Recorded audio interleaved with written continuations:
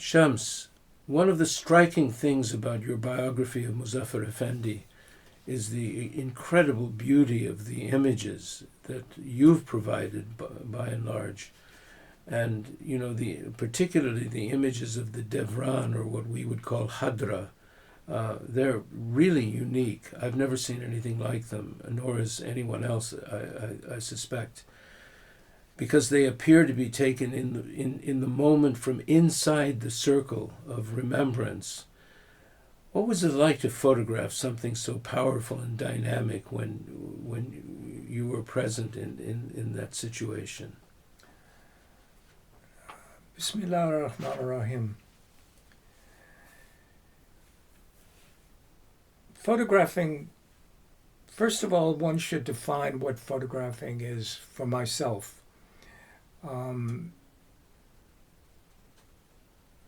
There's a moment, there's a subject and an object. And when that subject and object become one, then the camera records that moment. So what was happening in photographing the zikr was, you are quite correct in your observation. These were pictures taken during the zikr, during the hadra. So it wasn't like I was a voyeur or someone outside, let's say, the circle, and looking in and pointing my camera, Actually, in those days, I had a very small Olympus camera I kept in my pocket. And I was in the zikr circle with the other dervishes. And at a certain point, I would take the camera out and I would take 2 or 3 or 4 images, the most, and then put the camera back in my pocket and continue with the zikr that I was involved in. So it was almost like a moment's break within the zikr that I stopped for a moment and let the camera observe what was going on in that moment. So that's why it may feel so powerful and dynamic in its essence, because indeed it was powerful and dynamic, but that wasn't put there by me. It was the observation of the moment.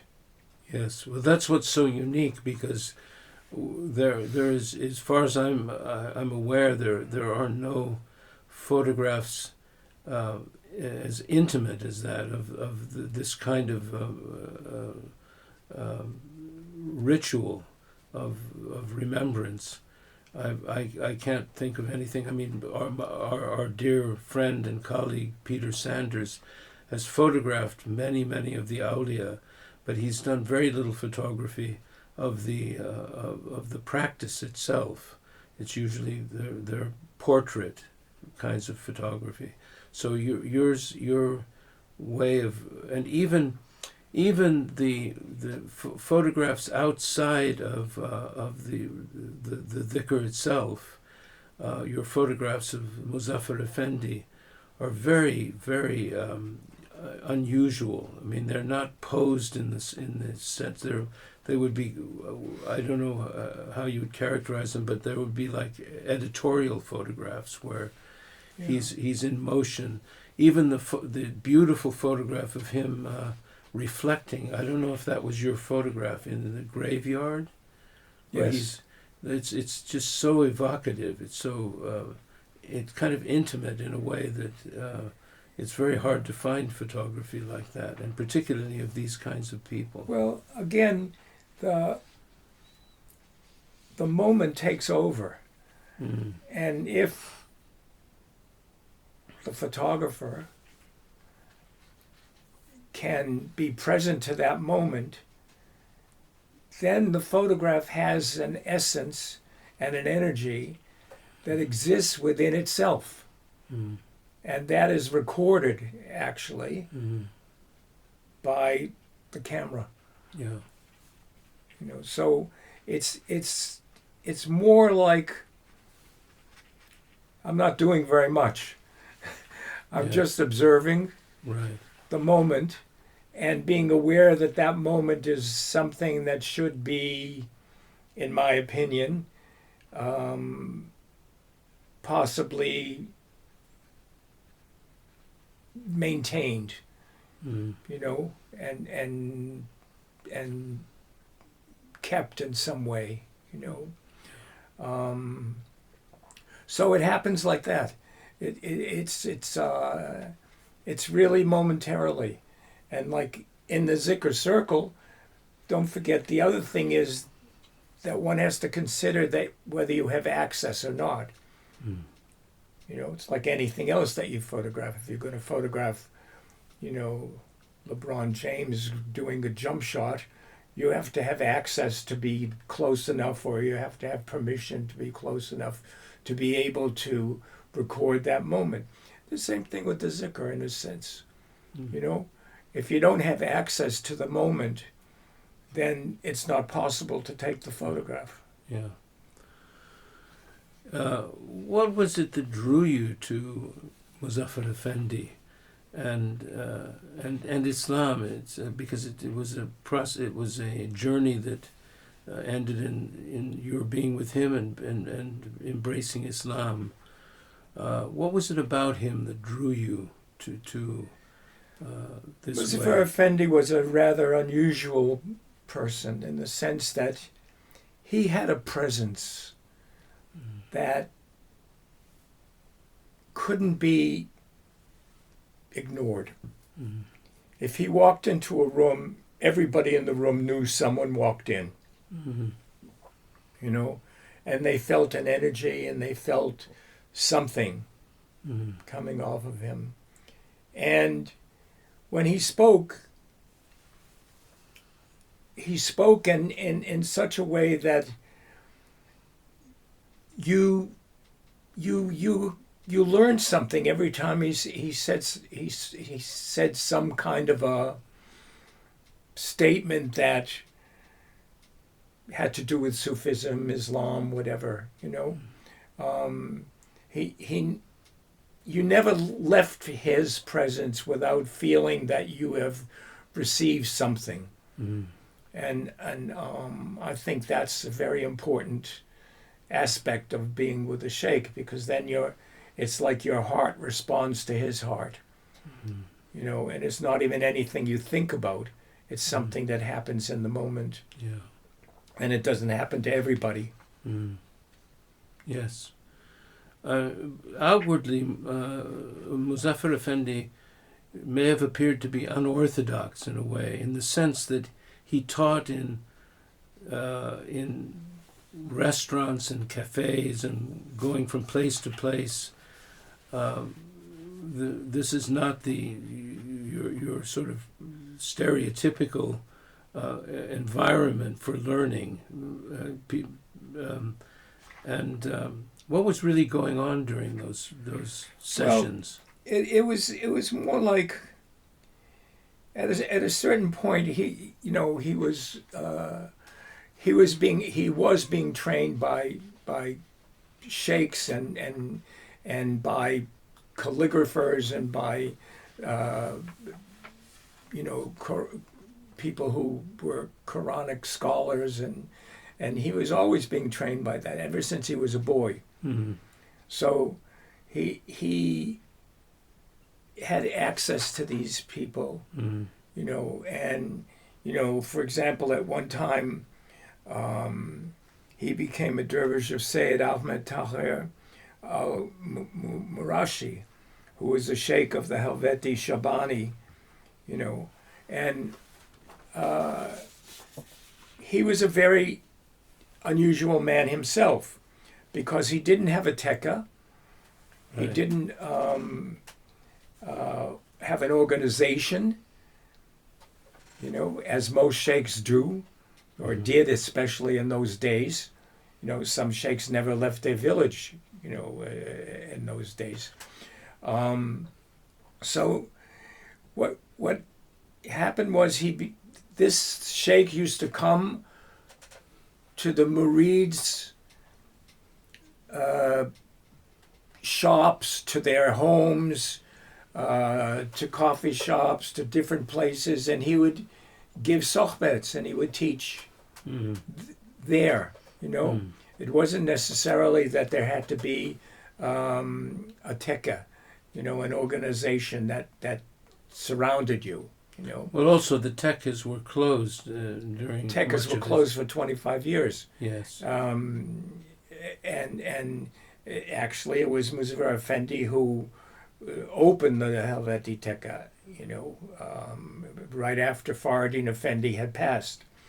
But that's even another moment, the moment of that Muzaffer Efendi grasped, I would almost say, is one that as a dervish, you were a dervish all the time, 24 hours a day, and that you taught through your being.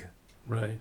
So some people would go and just watch how he tied his shoelaces, because there was a presence there, and everything he did was contained within that presence, and everything he did was formulated around the guidance of the Prophet Muhammad sallallahu alaihi wasallam.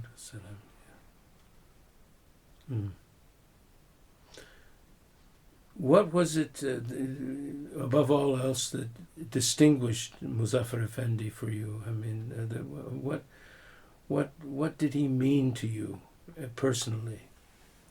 Well, first of all, he taught me more than any other person I ever met in my life. And he opened up Islam to me.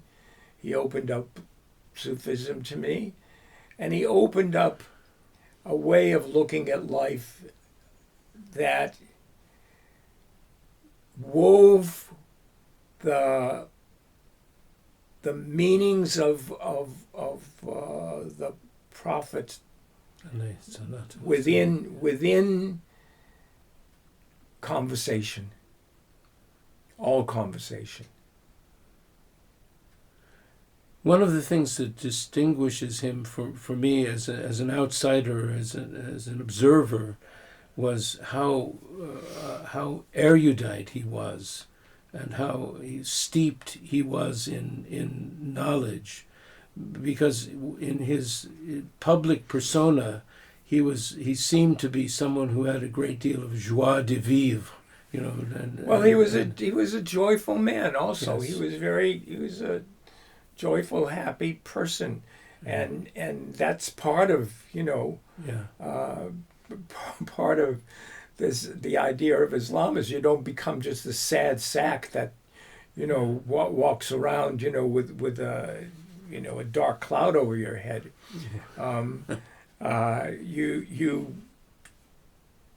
You become the teaching. I mean, that was like Hadija once said, to the Prophet sallallahu alaihi wasallam that nothing bad will happen to you because you live Islam. You do everything according to what the Quran says. Mm-hmm. So your life will have that kind of a feeling, like that kind of an expression. Yeah. And his life was an expression. It was an expression of Islam. It was an expression of guidance that was sent with the Prophet Muhammad for all of us, yes. Not just for him. What can young people learn today from Muzaffer Efendi's life, from reading your book?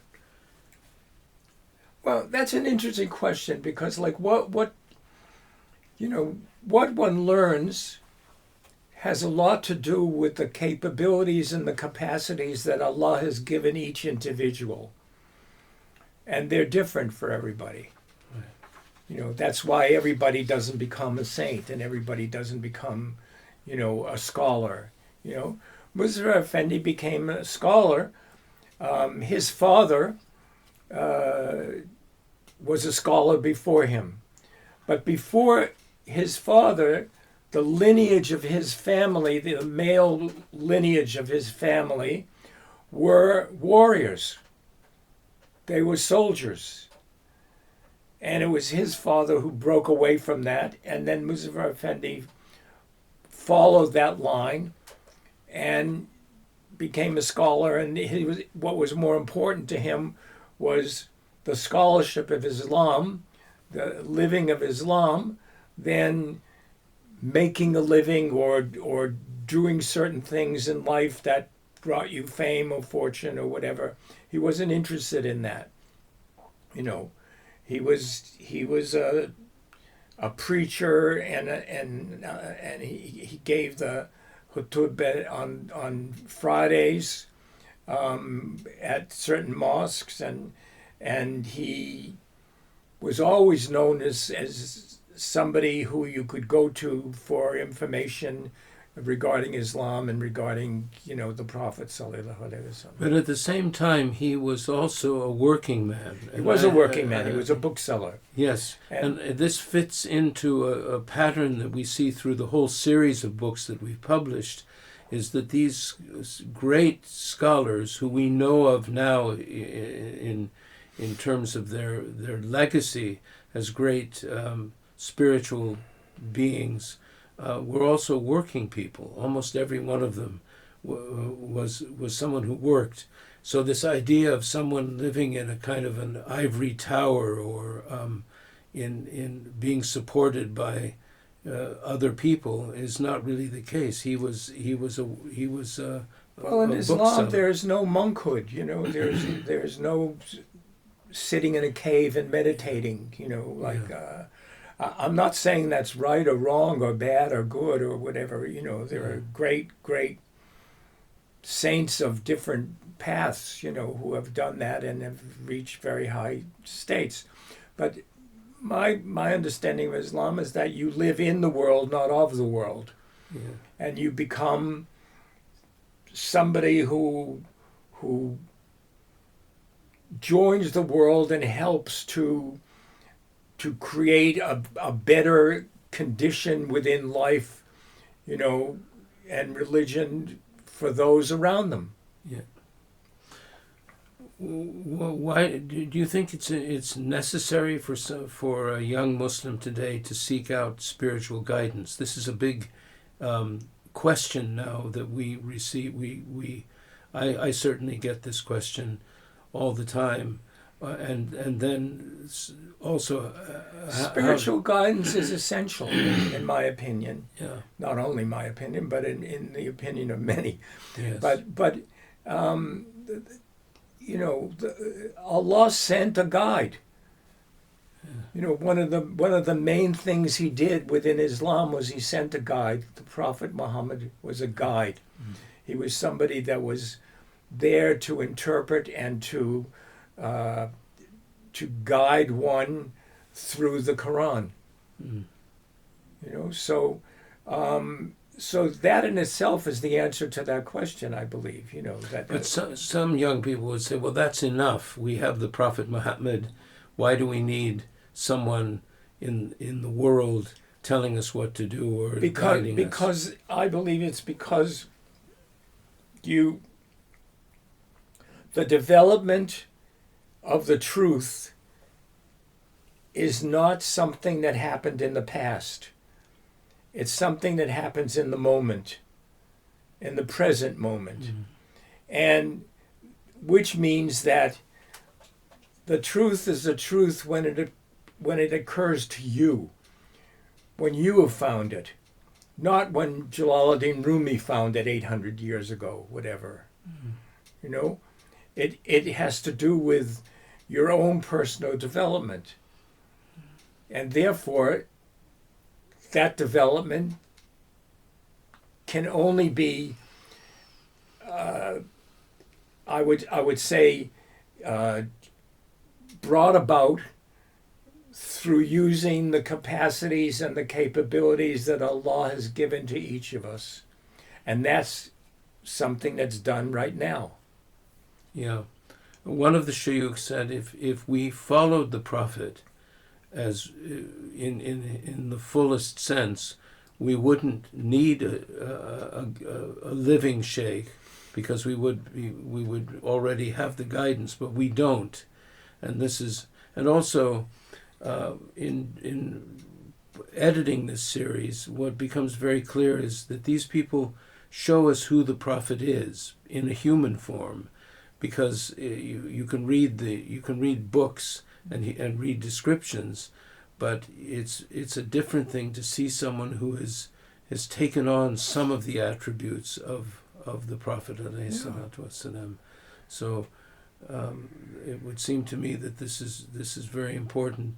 And what's again, as an observer, extraordinary to me about Muzaffer Efendi is how contemporary he was. I mean, he brought, through your help and the help of Tosin Baba, he brought the Jarahi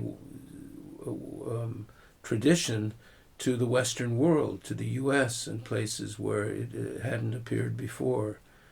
I think that in a sense is true, and I think in a greater sense, he brought a feeling of Islam to the West,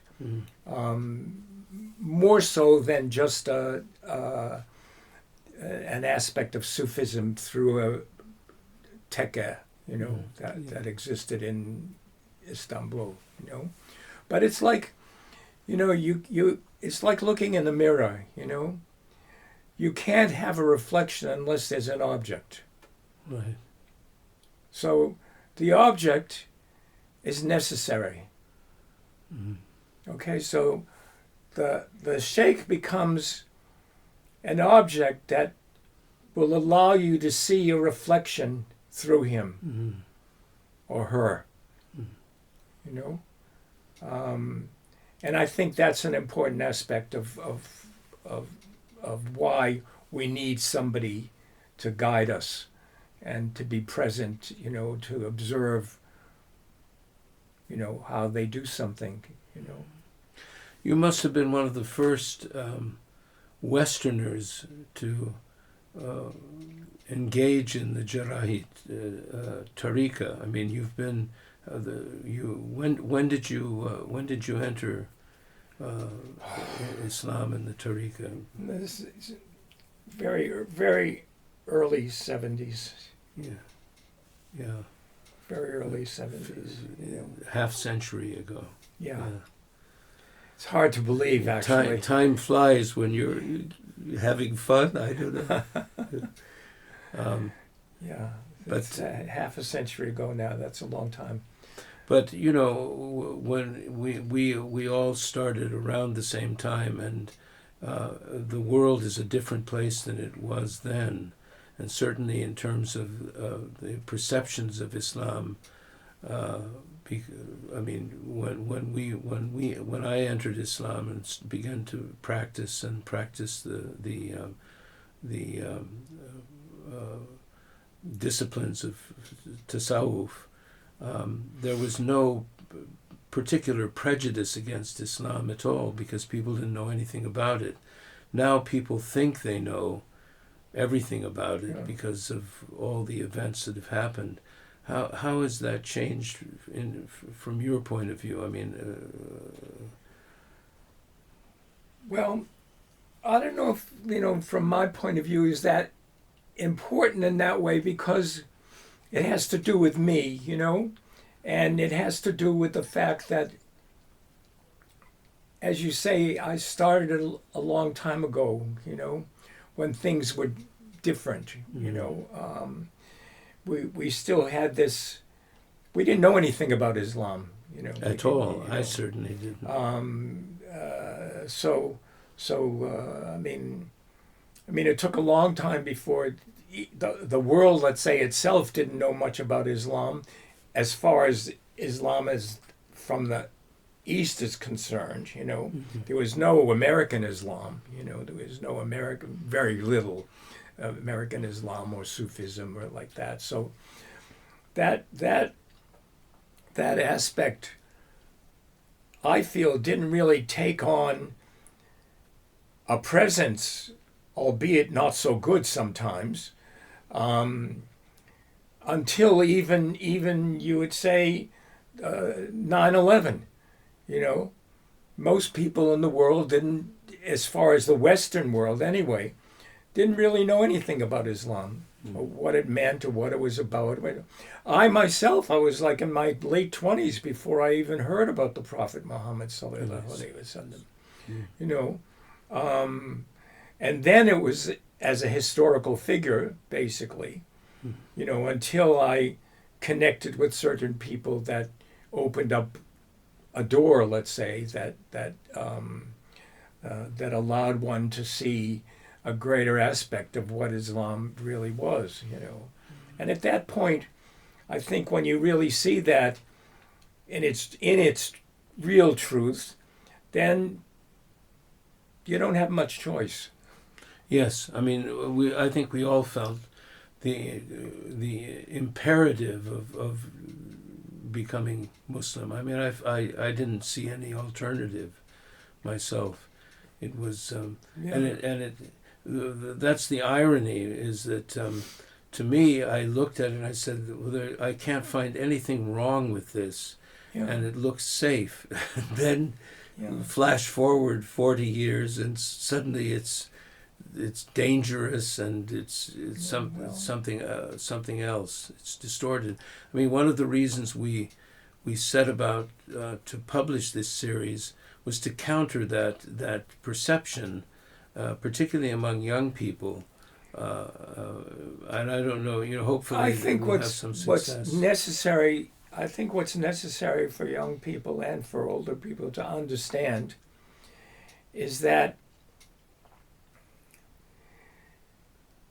Islam is something that opens the heart,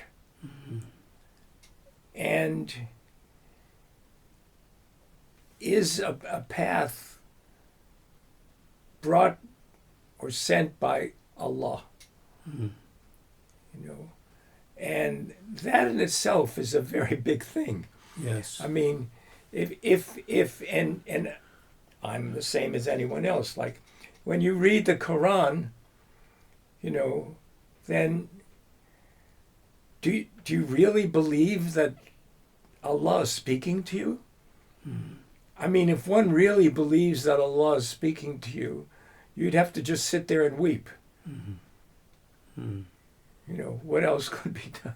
Yes. You know, so like, you know, like Muzaffer Efendi once said, you know, like, you know, cry when you hear the name of Allah. And if you don't cry, why don't you cry because you don't cry? Yes. Yeah. This is a mirror of another saying, weep, and if you cannot weep, pretend to weep so that you may weep. It's a beautiful statement, and part of it is that we need to imitate someone. We need to have a role model, and this is why we've tried to publish stories that are inspiring, to show. I mean, one of the things that really, really struck me in putting together this series of books was how much in common all these men, who were very different from different parts of the world, different backgrounds and so on, how similar their paths were in a way. They were very deeply rooted in knowledge. This idea of someone, you know, walking along merrily and then suddenly being struck with lightning and turning into a saint or something really doesn't follow through. It's all of their lives were shaped by incredible work and service, and Muzaffer Efendi fits right into that. I mean, the story that you tell really shows someone who struggled and really had a not an easy life, particularly when he was young, you know. Yeah, and that's the essence of in a sense what I would say the life of Muzaffer Efendi is that he lived right now. He didn't live in the time of Rumi or Attar or any of these great saints that we hear about and speak about and have studied, you know.